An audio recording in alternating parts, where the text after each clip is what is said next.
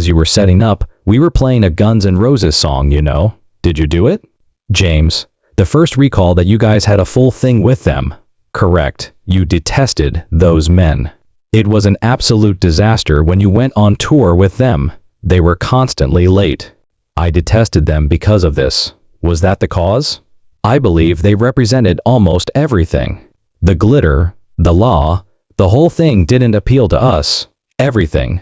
We sort of got away with it. The unchallenged heavy metal titans are Metallica. They have defined thrash for generations, ruled the stage for more over 40 years, and sold over 63 million albums worldwide. Here's the twist, though. They have not been the only band to share the limelight.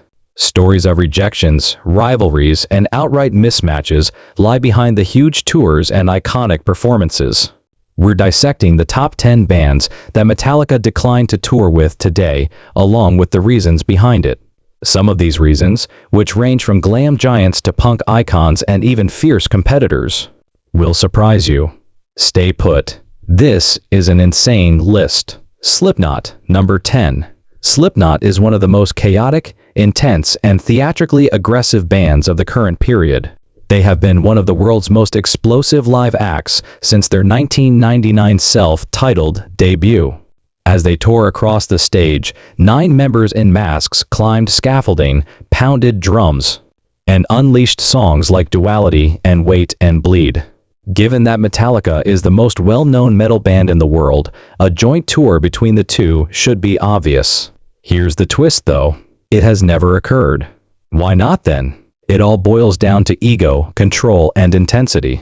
The live show contrast comes first. Deliberately chaotic, unpredictable, and intended to overwhelm the senses. Slipknot concerts are pure beat 'em.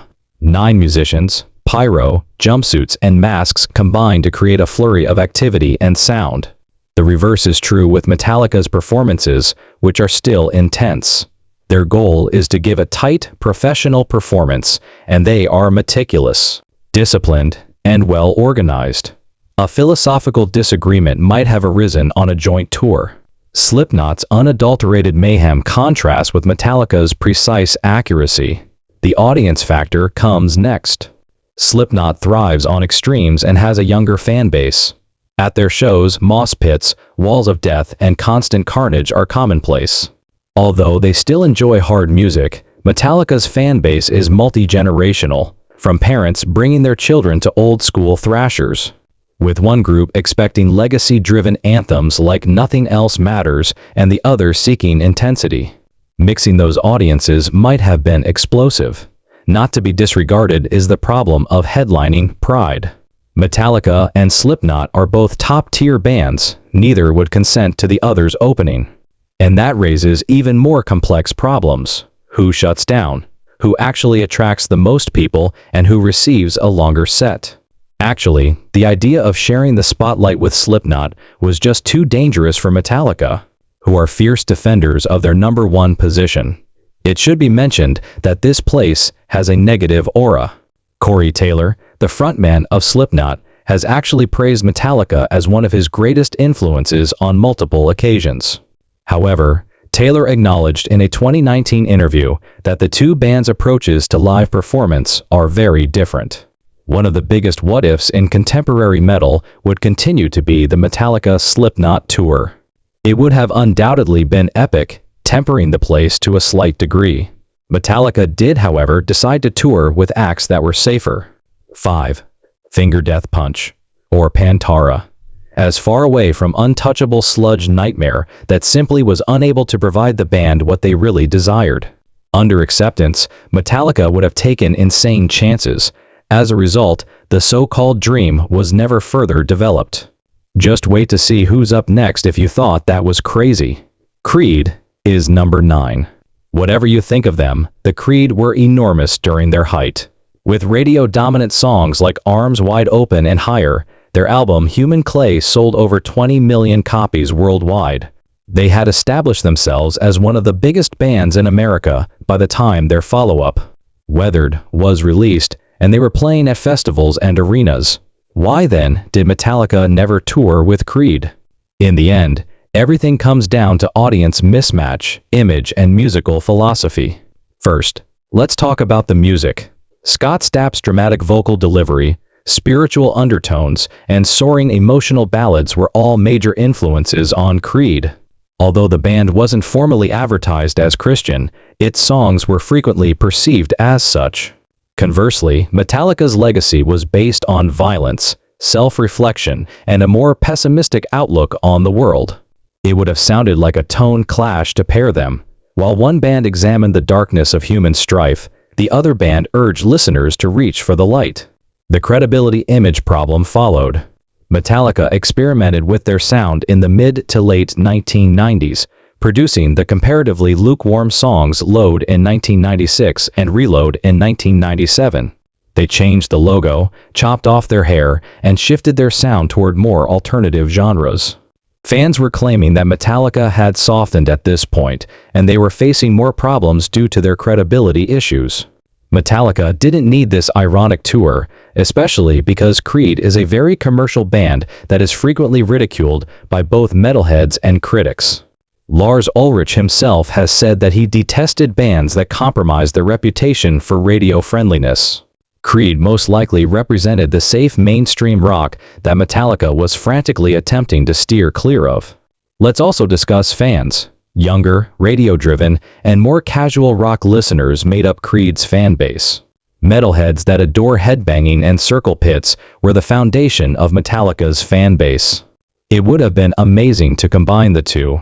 Before Metallica rained down on them with batteries, can you picture Creed supporters swaying hesitantly with their arms outstretched? It won't take off. Instead, Metallica chose tourmates who could support their impressive resumes. Conformity corrosion. Pantacreed might not meet the description. Regardless of how well they did on the charts, they made a quiet, deliberate decision without much public insults or open conflict. In order to preserve their reputation, Metallica would steer clear of what would have been one of the decade's most mismatched tours. 8th, The Offspring. Although a tour with Metallica in the mid-1990s might have seemed like a certain way to dominate the music industry, it never materialized.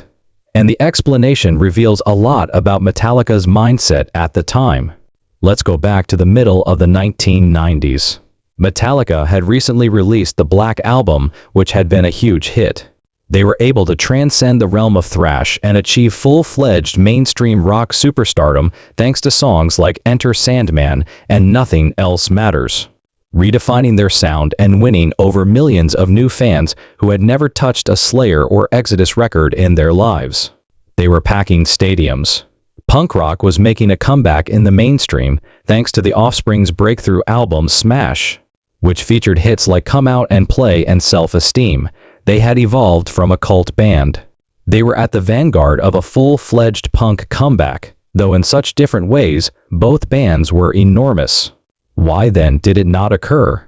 Frontman Dexter Holland claims that during that time, Metallica's camp declined an invitation to tour with them. It all came down to musical direction, you guessed it. At the time, Metallica was purposefully embracing a more somber and solemn image. Epic riffs, gloomy lyrics, and an unwavering reputation were the cornerstones of their brand. In contrast, the music of The Offspring was characterized by a caustic and humorous tone. Later, songs like Pretty Fly for a White Guy only served to reinforce that lighthearted perception. The Offspring's skate punk energy was obviously seen by drummer Lars Ulrich as somewhat contradictory with the Metallica attitude. Can you imagine Dexter Holland cracking jokes in between fast-paced punk choruses as Metallica fans arrive for a night of crushing heaviness? Like oil and water, it would have been. Then there were pragmatic considerations. Metallica was packing football stadiums by the mid-1990s. Despite their success, the children were still mostly the main attraction during theater and arena performances. Slanting them into an opening slot could feel like a bad idea. Furthermore, it is likely that Metallica fans in the pit at the time would have devoured the children. But that was not an individual issue. Later, Dexter Holland would claim he respected the ruling. Just separate worlds, no drama, no animosity. Fans, however, question what they would have witnessed if Metallica and The Offspring had gone on a joint tour. Half mobbing, half cherishing, or a bridge between generations between thrash and punk. In any case, what a fascinating hypothetical scenario from the heyday of 90s music. Limp Bizkit is number 7. Whether you like them or not, they were enormous at their height. Alongside Korn, Slipknot, and Linkin Park, the band helped define the new metal explosion. With Fred Durst swaggering around in his red Yankees cap and tracksuits, Nookie, Roland, and Break Stuff weren't just hits. For an entire generation of irate teenagers, they turned into songs. The big question is now, during that new metal era, why didn't Metallica, one of the biggest live draws in the world, ever tour with Limp Bizkit? Both bands were, after all, saturating festival lineups, MTV, and radio. The crossover could have been enormous on paper. Reliability, fans, and image are the three primary components that make up the solution. Let's start with the image. Grit, musicality, and genuineness have always been the cornerstones of Metallica's brand. They maintained a serious demeanor even as they experimented with popular music on Load and Reload. In contrast, Limp Bizkit prioritized attitude, theatrics, and a frat guy look that shouted spectacle above substance. James Hetfield criticized some new metal acts in a 2003 interview, claiming that their focus was more on shock value than on artistic merit. It wasn't difficult to make the connection, even though he didn't specifically name Limp Bizkit. Then there is the problem of the fan base. The strongly devoted and rebellious Metallica fans favor their own heavy metal sound above the rap rock crossover cries of Limp Bizkit's fans. More significantly, Metallica was facing a great deal of public criticism throughout the Saint Anger years. By appearing on the same bill as Limp Bizkit, they would be taking a chance in the hopes of avoiding upsetting die-hard fans. I wonder how those who enjoy hardcore thrashing would feel if they were compelled to listen to Roland while standing in the pit. No. Finally, there was the section about dependability. After all, in the wake of Woodstock, '99 Limp Bizkit came to represent mayhem. There are aspects of their heritage that allude to rioting and bloodshed. Consequently, both bands and promoters started to tremble at being placed next to them.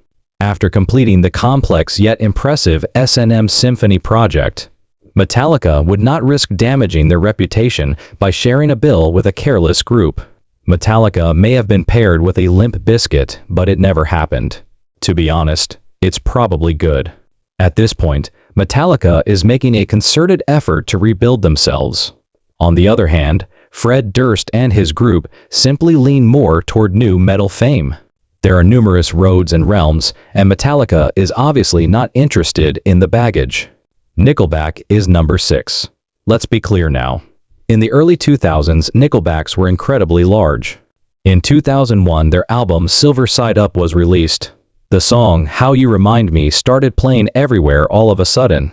TV, radio, and bar jukeboxes, you were unable to avoid it. One of the decade's most commercially successful rock bands was Nickelback. Why then did Metallica never invite them on a tour if they were that popular? The answer revolves around fan expectations, image, and credibility.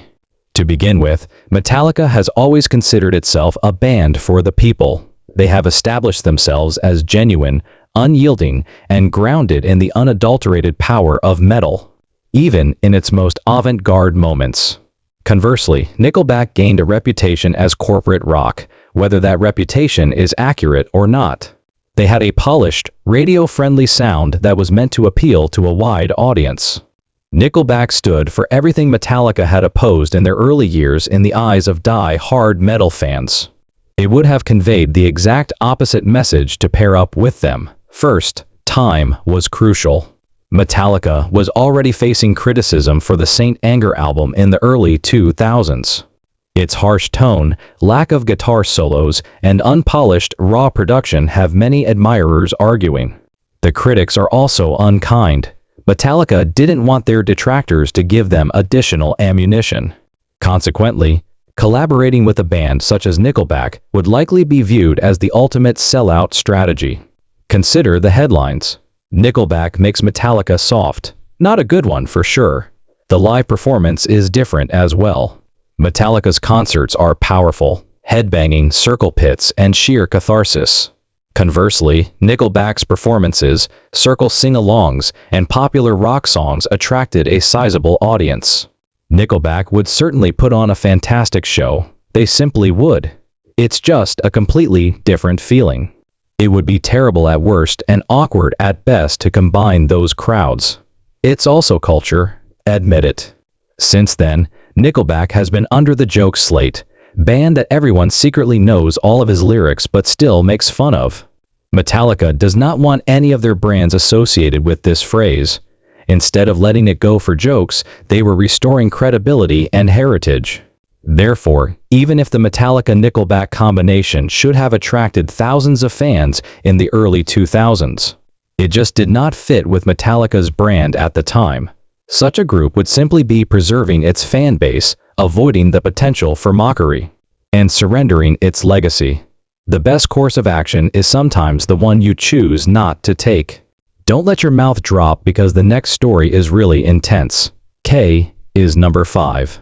K essentially created a whole new genre of heavy music when they made their debut in the mid-1990s with their self-titled album and subsequent albums like Follow the Leader and Issues.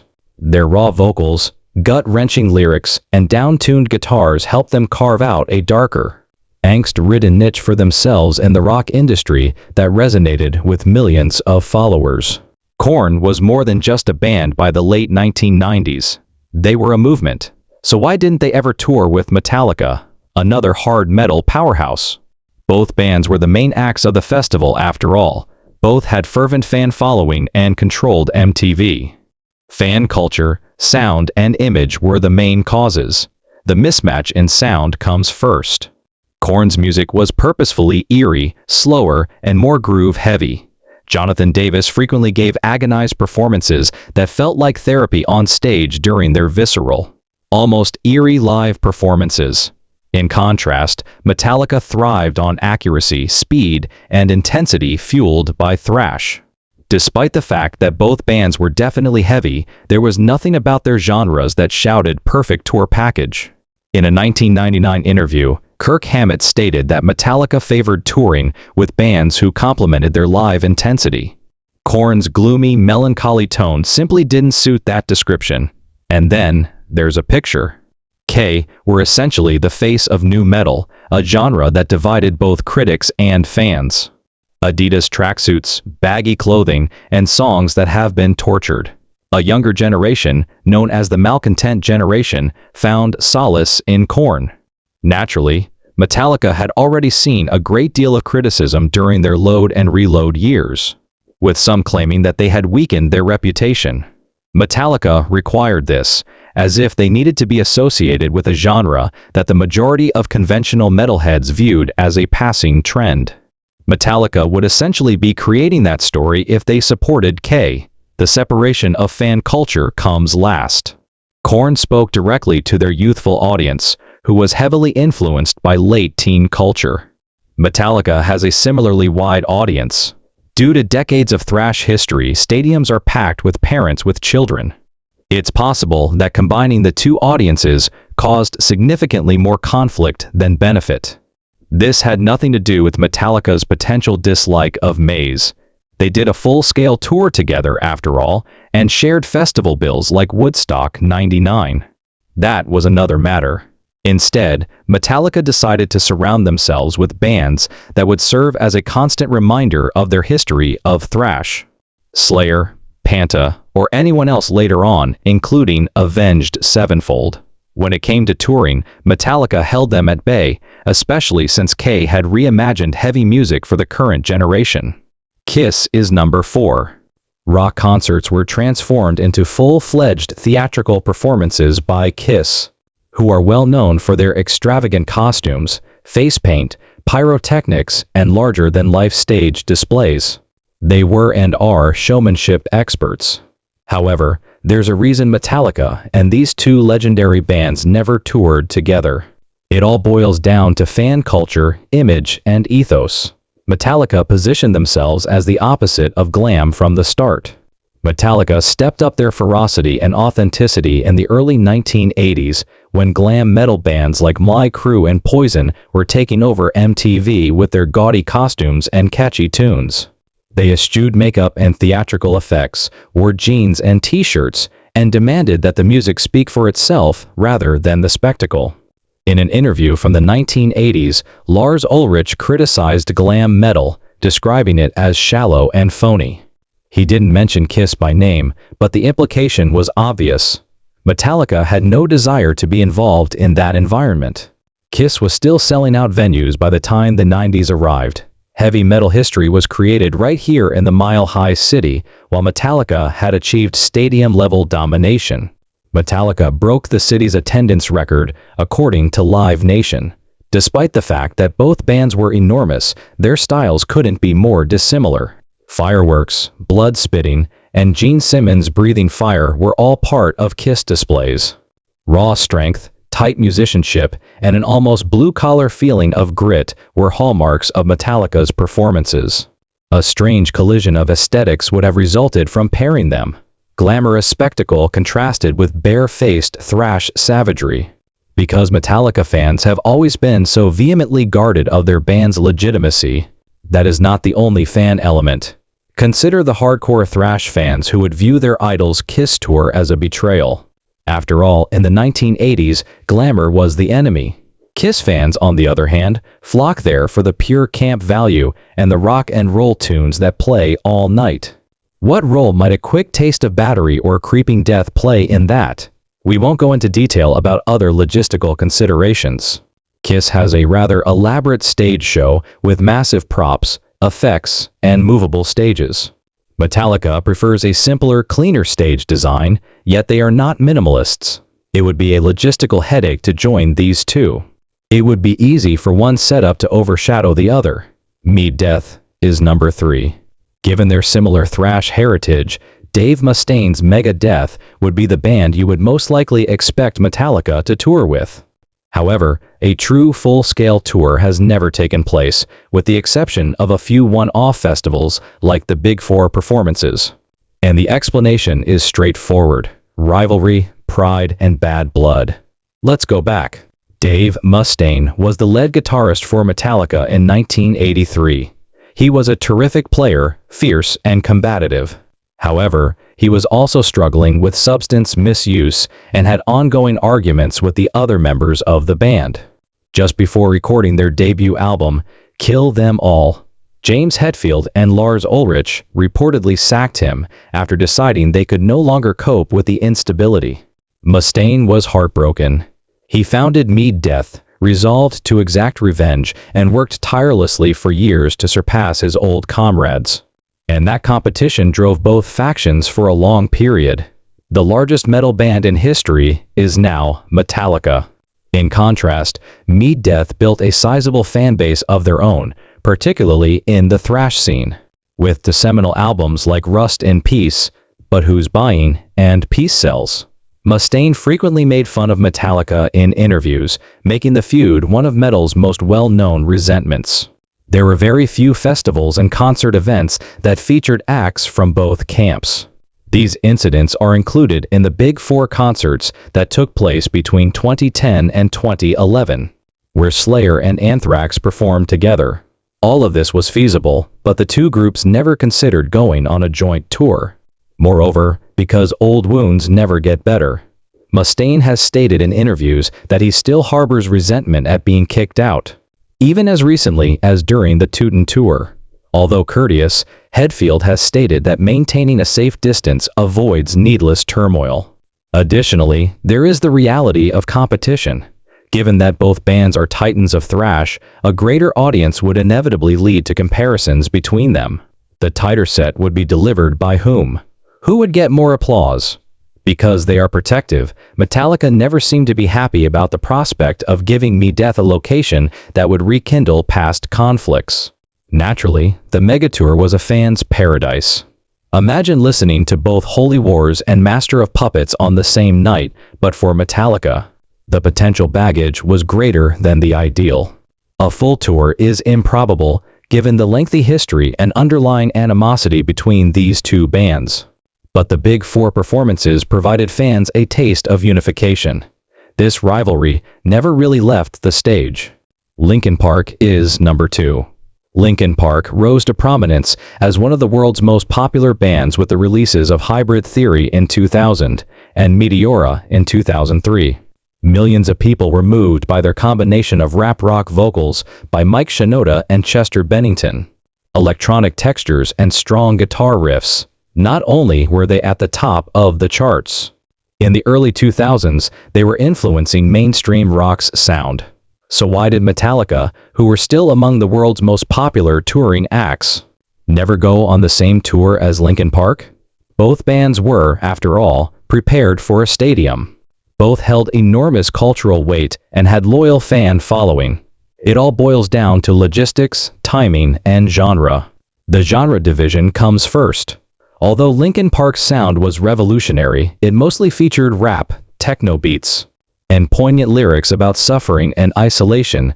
With no pun intended, it was a hybrid sound that appealed to younger listeners who had grown up with MTV and video games. After St. Anger's backlash, Metallica, on the other hand, set out to reclaim their thrash roots. They prioritized heavy metal authenticity, gritty riffs, and regaining the trust of devoted fans. Even if they were successful, pairing with a band like Linkin Park ran the risk of implying that Metallica was supporting the new metal movement from which they had discreetly separated. Timing was the second problem. Both bands became independent stars by the early to mid-2000s. Linkin Park was securing top billing at the most important events, selling out arena gigs, and organizing their own Project Revolution festivals. Metallica continued to sell out stadiums worldwide. In order to address the difficult issues of who opens, who closes, and who gives ground, a joint tour was planned. It seemed very unlikely that any band would compromise with the other to that extent. Finally, the audience played a role. Aggression, headbanging, and mosh pits were necessary for Metallica's fan base. The audience at Linkin Park was more suited to sing-alongs, emotional outbursts, and highly experimental and varied approaches to various genres. Naturally, there were some points of convergence, but overall, the experience provided to the two audiences was very distinct. Both audiences could have felt a little let down by Metallica Linkin Park, but not that there was hostility. On the opposite, Chester Bennington remarked something along the lines of, in addition, there was admiration for Metallica and even performed a tribute version of their songs, but not for each other when they were on tour. It was so large that a crossover tour connecting Metallica and Linkin Park could have been, but it never occurred. Different sounds, different paths, and the two empires chose to rule independently. Looking back, it may have been a good thing that Metallica and Linkin Park didn't do a joint tour because it allowed both bands to maintain their individuality. Linkin Park dominated the scene in the early 2000s with their constantly changing musical style, and Metallica appeared to reaffirm its tradition of thrash. Last but not least, this band takes the drama even further. Number 1. Guns N' Roses. Technically, Metallica did tour with Guns N' Roses in 1992, the infamous joint stadium tour. Fans were spared the awkwardness of an unharmonious engagement, while both of these bands were free to build their own empires without compromising. The idea at the time was brilliant. Two of the biggest rock bands in the world are joining forces for a mega tour. Metallica was riding high off the Black Album, selling out stadiums all over the world. However, that experience went so horribly wrong that Metallica has never tried it again. Let's take a look at why.